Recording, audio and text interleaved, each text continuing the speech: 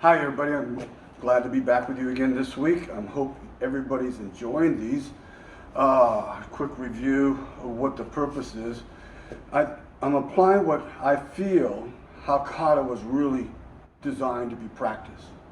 Oftentimes we see kata after fact. We see the kata already designed and we're sitting there trying to figure out how it works, and we feel this doesn't seem to be practical. I don't see how I'm defending against something that's attacking me 3 feet from me or behind me.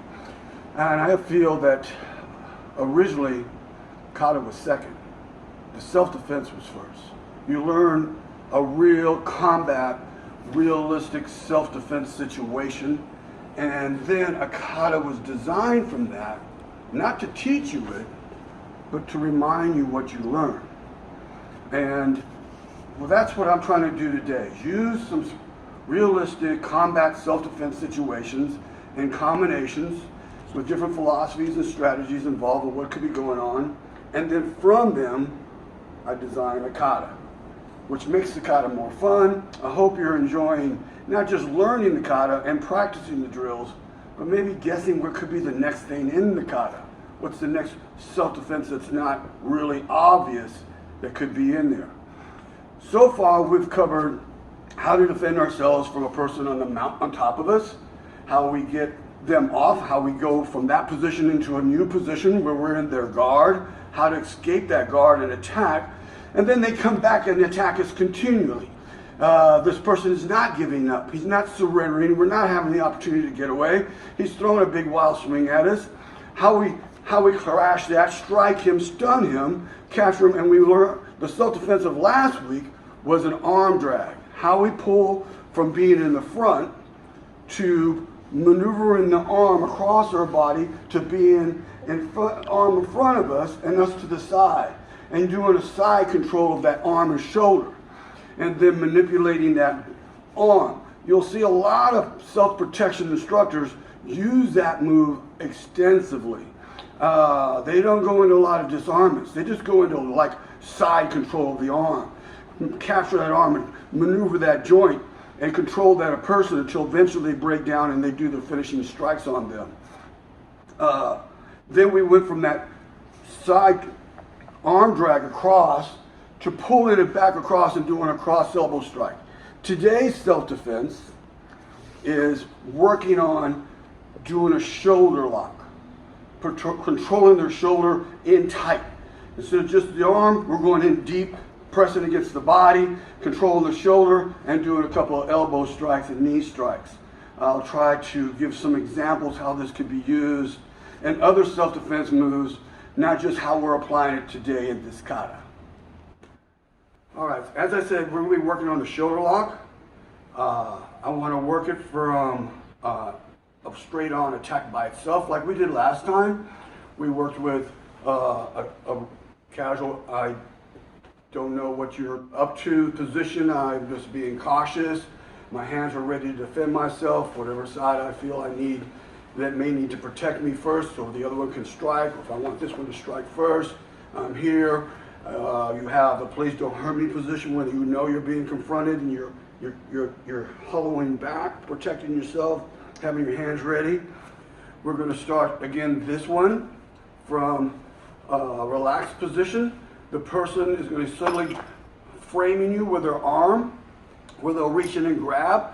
For the purpose of this kata, I want you to imagine right now that they're reaching and grabbing with their right hand, framing you with their right, because we'll be attaching this to the right side of their arm, their right arm as we do the drill later on. A lot of times in a self-defense situation, the attack will maybe with the left, where they grab and frame you with the left hand so they can punch you with the right. In this case, it might be just a person pushing on you, grabbing you, just shaking you around. So it's not a great offensive move right now. It's an intimidation position. So we're not necessarily going to, right the moment he touches us, take our fist and put it down his throat and knock teeth out everywhere. We just want to control him. And this is a control lock position and base him in a position of taking his offense away. So he reaches in, grabs to this side. You'll trap the hand, you'll come across the arm and strike down on top of the elbow. So his arm will go from this position to this position, elbow pointing down. Buckling his back posture, making him lean and bending at the elbow and the shoulder. From here, this arm goes to the inside of the arm, around, underneath the armpit, and to the back of the shoulder. Your hands will grab. You'll need to have the left hand, the one on top of the shoulder, palm down. The right hand goes underneath it, palm up. You do a grip, full grip hand, either with the thumb on the outside or the thumb on inside the first finger. You want to use the edge of your wrist as your focal point to put pressure at, and dig that top wrist, palm down, on top of the back of his shoulder. So he'll be in this position, buckles to this position, and then you'll turn him to this position with the hand on top of the shoulder. So your hand goes down, under, over, shoots in, you move in. Sometimes you can pull them to you, but we want to move and close the gap in the distance. So as we go 1, 2, move in tight and pull this shoulder into your chest. Glue it to your body. So now the arm is underneath. Your arm is over the top of the shoulder. The wrist is dug into the rear delt. The shoulder is tucked into your chest, and now he becomes part of you. Instead of using my arms now to maneuver him, I use my body, which is much stronger. I'm going to twist him and turn him and lead him. I like to go in a circle, pulling him forward and across. Instead of just locking into this position next to him, where it could slip and slide, it pulls him forward. The purpose of pulling forward is to get his upper body ahead of his feet so he's staying off balance. I don't want him getting in a position of strength and going strength against strength for me. I want him off balance. The second thing I need is this locked shoulder to be the corner leading the rest of the body. I need that shoulder to be going forward. I don't want this shoulder to have the opportunity to catch up to where I can punch up or turn over and pull me down to the ground, and he's facing toward me, pulling me into his guard,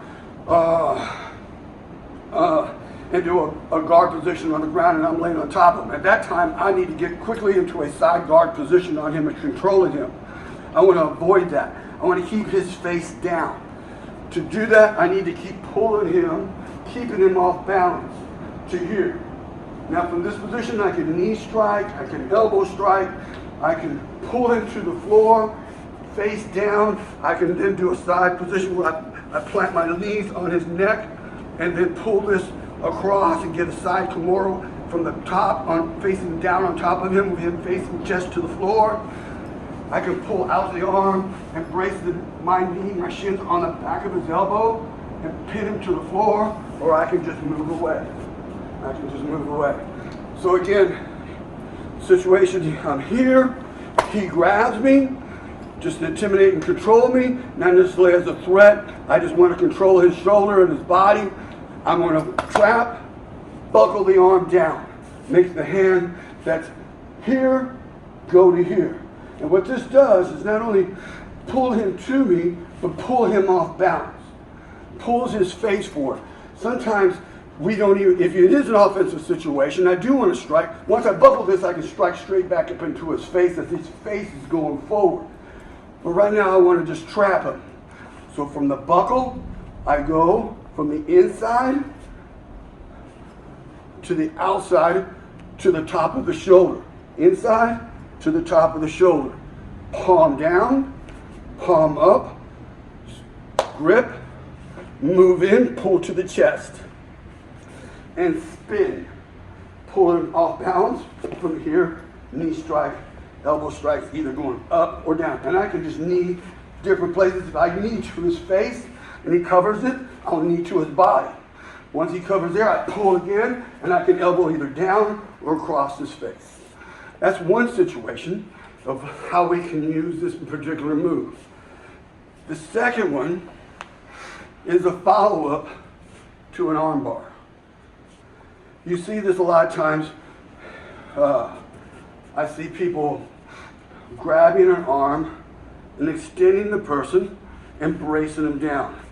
The hand, they have their arm out. They have a grip on the wrist. They have their grip to where their hand is palm up. So this elbow is pointing up. They have them extended here.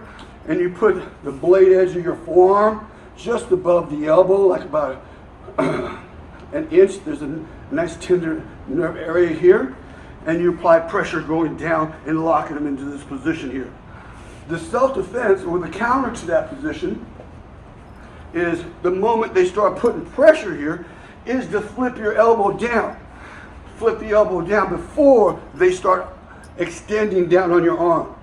So if the person is smart, as you start pulling that arm around, and their arm is coming up, and he feels your elbow pressing down on yours, he'll snap his elbow down. And now he's face forward towards you, ready to strike with his hand. At which time, this is where this move would work real well. As you twist and apply pressure down, his elbow flips, you go again. Through the inside to the shoulder and pull. Pull him around so this arm can't come around and get you. He buckles, arm under, over, move in, twist out, pull down. That's your second option. Again, it might be a situation where you're putting pressure on the elbow, he buckles, your arm drops. The moment you feel your forearm drop from his elbow dropping and him starting to turn, you shoot underneath, move in, pull, twist to the side, lock that shoulder up. Okay, apply now the shoulder lock to the kata, the combination, the self-defense. I'm going to take it from this uppercut punch where you have the shoulder lock, the arm side control. They're facing the same direction I am. I have a hold of their wrist, I have a hold of their shoulder. You buckle them across this way and you come in with an elbow. Now every once in a while, you get this position and you're holding, you're securing, and they're here like this, and you're pulling, unless they do get a chance to get a step over and throw this arm at you. Now you always have that partner that is just flexible in the shoulders, or has these long arms and can transfer a weapon from one hand to the other. And while you got this, when they reach over and they grab over here, if this happened to be a knife defense, or they just reach around and start punching at you. They start reaching for this side, or they start reaching for your face as you're in this position. That's fine. Hold tight to this above the arm, above their elbow across the bicep into the shoulder. As their arm comes around this way to your face, let go of the wrist, do an outside cover. Let the strike hit your arm, capture that one behind the arm above that elbow. Pull that in and grab now both arms. You have this one already. When this comes around, you jam it, trap it, secure it down, and now you trap both arms in front of your chest. Pull it down where this hand is now here on the bicep, reaches across and grabs the tricep of this second arm above the elbow, secure tight to your chest. Now, with a good grip in tight, you can headbutt. You can actually let go for a moment with this hand while this is holding this one. He can't get out with two arms, and you can strike, palm into the face, finger strike the eyes, elbow across, do your damage to here, pull across, and take him down to the floor this way. That's if he comes around with that arm. We're going to assume he doesn't get that far. I'm just bringing some extra drills that you can do with the combination with your partners, the what ifs that can happen. They can go on and on. That's why you kind of have to keep practicing this with multiple different people, multiple different sizes and situations, so you have all your different opportunities for him and yourself in part of your training. So we're in this position. Again, we just did this elbow strike. We're in tight. I want this hand to kind of secure the shoulder, and you're going to make that S move going in and underneath the armpit to the top of the shoulder. But remember, it's palm down, Other hand goes in, palm up. So this blade edge of the left hand is the area that you're going to be applying pressure on their shoulder with. I need this bone to dig into their shoulder.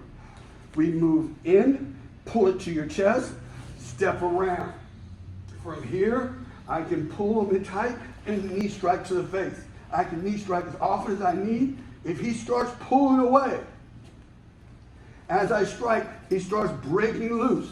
Now this hand that was on the shoulder, facing palm down, I let go, I grab the shoulder with his hand, and I move forward into him. As I hold and control, I move and follow him and pull him in an elbow. If he pulls his hand up to protect his face for that elbow, I would just come right back up and hammer down with a bottom fist or downward elbow strike. So from the knee, I can strike as many times as I need to or as I can get away with. He starts to move away, I hold, I chase, and I come in elbow, hammer fist to the back of the neck. And that's the end of our combination right there. Okay, so now what I'm going to try to do is combine last week's combinations into this combination because it's a continuous attack against the same opponent. So we just finished breaking away. We're here with our guard up and they're getting off the ground, getting charging at us with the wild swing to our head. As the hand's coming in, I'm going to attack the attack. I'm going to cover and with my forearm strike into the face. I grab, uppercut, pull, elbow. This is with the new part, the shoulder lock. My hand shoots in. It goes to the top of the shoulder. I tuck and I spin them. They spin to here, knee strike, and then elbow strike. Do it one more time. Put it all together. On here, the attack comes in. One.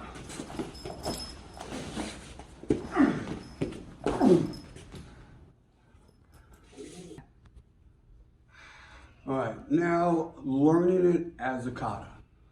We're going to take it from the last position. You're in a four stance, palms down, fingers out, eyes forward. You look, you do your double blocks or your strike in your protection. Grab, pull, uppercut. Step across, right back where we were, facing the same direction with an elbow. Now this is where the shoulder lock comes in and we'll spin all the way to here. Instead of locking our fingers together like in the self-defense, our hands take a over-under position like we often see in kata. Standing position, drop back, knee strike, forward stance, hand extends, elbow strike, forward stance. Back to ready stance. So it would look like this.